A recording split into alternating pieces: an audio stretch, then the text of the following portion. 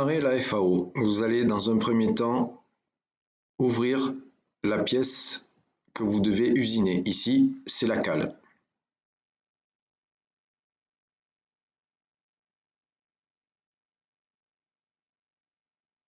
Une fois le fichier pièce ouvert, vous allez dans Outils, Compléments. Vous allez descendre la fenêtre et chercher FICN et mettre une coche. Et vous validez avec OK.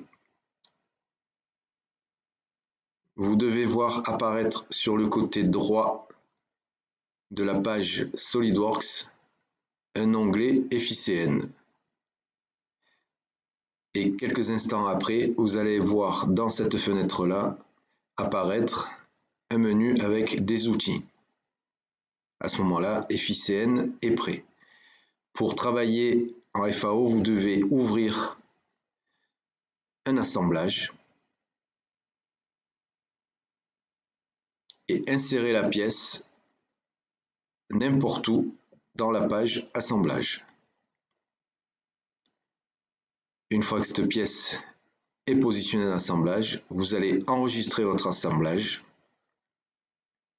en le nommant FAO, le nom de la pièce, plus éventuellement votre nom si besoin. Ensuite, nous allons démarrer FICN, outil FICN démarrer, et nous avons une page qui apparaît avec un onglet FICN en plus. Dans cette fenêtre, nous allons donner le nom de la pièce, mettre le nombre éventuel de pièces à fabriquer, puis mettre le nom de l'opérateur qui est vous-même. Après validation, nous avons une petite icône en haut qui apparaît avec un petit menu déroulant, et comme nous allons faire du fraisage, nous choisissons une phase de fraisage. Nous validons le type de machine, pour nous c'est le AS. Nous remplissons ici le numéro du programme et nous validons notre choix. Lorsque nous avons validé, nous avons une arborescence FICN. Nous allons commencer par le premier élément qui est la position de l'origine. Nous cliquons sur Origine, puis nous allons choisir de mettre l'origine sur la pièce, donc sur la cale. Puis, dans l'angle inférieur de la pièce, nous vérifions que l'axe Z est vertical, que l'axe X est vers la droite et l'axe Y vers le fond. Nous mettons les décalages en X, Y et Z à 0 dans le logiciel. Une fois que nous avons fait ça, nous pouvons déterminer le brut. Pour déterminer le brut, nous allons mettre en Z vers le haut 1 mm de plus pour pouvoir usiner la face supérieure de notre pièce et nous allons valider notre choix. Après validation, nous pouvons voir qu'il y a une origine qu'on peut éditer. Et nous allons ce coup-ci positionner en sélectionnant la position de l'origine sur le brut, soit devant en haut, soit en bas, soit à droite, soit à gauche, en sélectionnant les différentes icônes. On peut voir un point qui apparaît, qui va être la position de notre origine programme. Nous allons le prendre en haut, au fond. Donc l'origine pièce va se translater vers le haut du brut. Et lorsqu'on valide, on a bien notre axe XYZ qui se situe en haut de la pièce, ce qui va être notre origine programme. Nous allons maintenant faire le choix des outils. Pour cela, nous allons utiliser l'icône Outils. Une fenêtre va s'ouvrir et nous allons choisir les outils pour pouvoir faire l'usinage. Ici, nous allons choisir fraise à plaquettes à surfacer 45 degrés. On peut prendre n'importe quel constructeur et on va utiliser une fraise de diamètre 40.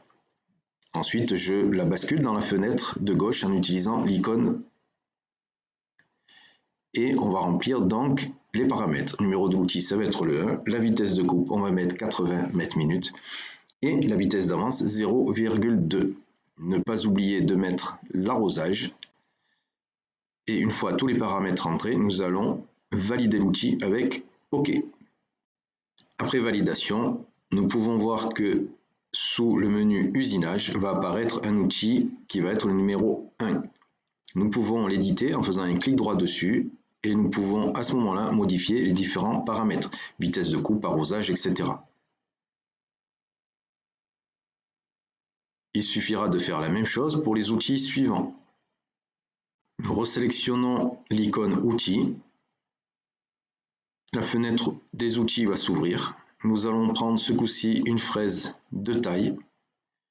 Nous allons choisir le fournisseur Titex et nous allons prendre une fraise de diamètre 18.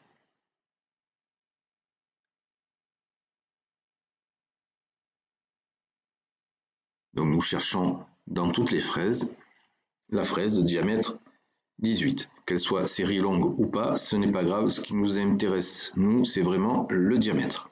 Nous basculons la fraise dans la fenêtre de gauche et nous rentrons les différents paramètres. Numéro d'outil, ce coup-ci sera le 2, vitesse de coupe 60 et vitesse d'avance 0,04. Ne pas oublier l'arrosage. Lorsque j'ai tout validé, je mets OK. Et je vais avoir un deuxième outil qui va apparaître dans mon arborescence au niveau des usinages. Si besoin, je rajoute d'autres outils. Nous allons faire la même procédure pour les autres outils, donc le forêt à pointer, puis le forêt. Donc c'est la même procédure, nous choisissons forêt à pointer, le numéro de l'outil qui sera ce coup-ci le numéro 3, les conditions de coupe correspondantes par rapport au contrat de phase, sans oublier bien entendu l'arrosage.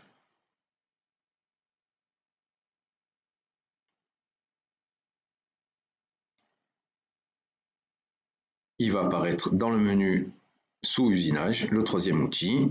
Nous recommençons icône outil. Nous allons choisir cette fois le forêt. Donc nous choisissons les forêts. Voir le contrat de phase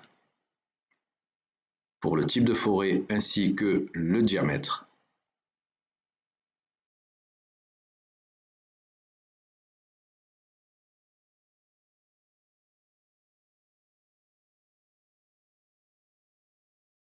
Nous le passons dans la fenêtre de gauche avec cette icône-là.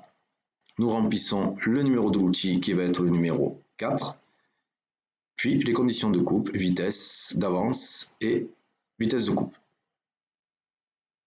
Toujours, bien entendu, pensez à valider l'arrosage et à valider l'outil. Ce coup-ci, nous avons les 4 outils dans notre arborescence. Nous allons procéder maintenant à l'usinage de la pièce. Pour cela, je vais aller choisir une nouvelle entité d'usinage, mais le logiciel va me dire que je n'ai pas choisi de surface. Donc en fait, il faut d'abord sélectionner la surface que je vais usiner, puis choisir nouvelle entité de fraisage. Ensuite, m'ouvre la page des outils, je choisis mon premier outil, je vais surfacer toute ma phase, je valide et j'ai une fenêtre qui s'ouvre avec toutes les conditions pour pouvoir usiner la surface. Ici, c'est l'accostage, vertical ou en rampe. Ici, c'est le recouvrement de l'outil.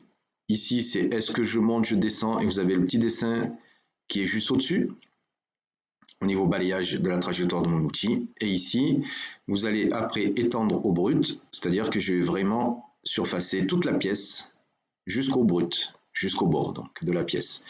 Ensuite, sur la petite figure ici, je vais pouvoir voir que j'ai 1 mm à enlever et là, je vais prendre une profondeur de passe de 1 mm.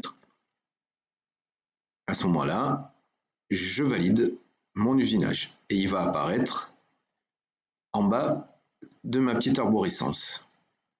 Je fais le contour à ce niveau-là, donc nouvelle, je sélectionne ma face, nouvelle entité d'usinage, je fais tout le tour et je valide avec OK. Et je vais rentrer les différents paramètres. Donc je prends ma fraise de diamètre 18, je fais du contournage et je valide. Dans la fenêtre d'usinage, je vois ce que je vais usiner. Ici, je vais arriver tangent. Je vais rentrer les différents paramètres dans les deux valeur, donc le recouvrement de l'outil, la distance entre l'outil et le bord de ma pièce que je vais usiner. Donc ici, je vais augmenter parce que je vais partir sur un brut. Donc j'éloigne ma phrase de ma surface. Puis ici, la profondeur de passe que j'ai enlevée. Et ici, je vais mettre les profondeurs de passe. Je vais mettre des passes de 1 mm. Et le logiciel va me compter le nombre de passes que j'ai. Et ici, je vais mettre une surépaisseur d'usinage sur le côté. Donc je vais éloigner ma fraise par rapport à la surface finie de 0,5 mm. Ce qui me permettra de faire un usinage pour la finition. Lorsque j'ai fait ça, je valide mon usinage. Je reprends la même surface. Je refais une nouvelle entité de fraisage. Je fais tout le tour. Je valide. Je vais rechoisir la même fraise qui est l'outil numéro 2. Je vais faire contourner. Ce coup-ci, je vais reprendre les mêmes paramètres qu'au début au niveau approche de mon outil.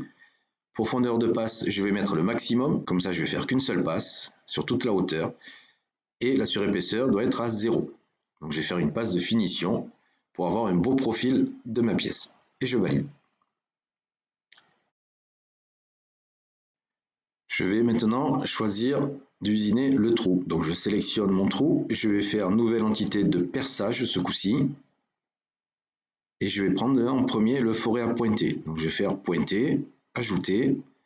Et je laisse les paramètres tels que, je ne touche rien et je valide. J'ai bien une nouvelle entité d'usinage sous le forêt à pointer. Je reprends le trou, je reprends nouvelle entité de perçage. Je vais prendre cette fois-ci le forêt. Sur les différents menus, je vais prendre percer, débourrer, ce qui me permet d'enlever les copeaux de mon trou. Ici, j'ai la profondeur de mon trou. Je vais rentrer des profondeurs de passe. Donc, je vais prendre ici 2 mm par exemple. Et l'élément qui est en bas correspond à la sortie de mon forêt par rapport au trou. Donc, je vais mettre ici par exemple 1 mm. Les autres éléments, je ne touche pas. Et je valide. Je vais avoir du coup une nouvelle entité d'usinage sous mon forêt. Je vais pouvoir maintenant lancer la simulation avec l'icône simulation. Donc je vois les déplacements de mes outils. Ici je peux cocher enlèvement de matière. Je relance l'usinage. Donc je vais surfacer. Je peux accélérer ma simulation avec le curseur. Ensuite, deuxième outil, je fais une première passe en laissant une surépaisseur par rapport à la cote finie. Une deuxième passe. Je peux voir que j'ai 2 passes. Du coup, sur ma pièce, je vais avoir une marque à ce niveau-là. Et la passe de finition qui va me permettre d'avoir sur la hauteur totale de la pièce aucune marque. Ensuite, il va y avoir le pointage, puis le perçage avec le débourrage pour enlever les copeaux. Une fois la simulation validée, je peux passer au codage. Je choisis G54 ou G55. La menu programme s'ouvre, je peux voir mon numéro de programme, le nom de ma pièce, G54 ou G55 choisi précédemment, et les différents outils qui rentrent dans l'usinage pour fabriquer ma pièce. Je peux enregistrer soit sur le disque dur, soit à un emplacement considéré. Donc pour aller sur la machine, il faut enregistrer sur une clé USB pour pouvoir le transférer vers la machine. N'oubliez pas de sauvegarder votre travail. Mettez FAO votre nom ou FAO pièce puis votre nom au choix. Voilà, le travail est terminé. Nous pouvons fermer SolidWorks.